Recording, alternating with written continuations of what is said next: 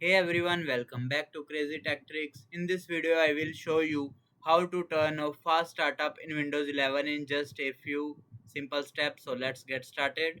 Firstly, go to Start menu. Here you will search for Control Panel. Tap to open it. Now select Hardware and Sound. Then click on Power Options.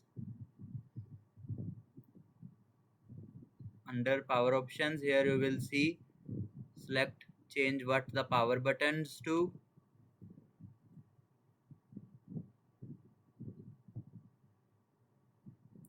Now click change settings that are currently unavailable. Change settings that are currently unavailable.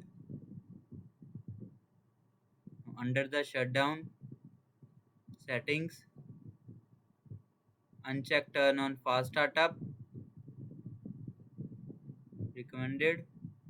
And then click on save changes. That's it. Fast startup is now disabled on your Windows 11 PC. I hope this video helped you disable fast startup in Windows 11.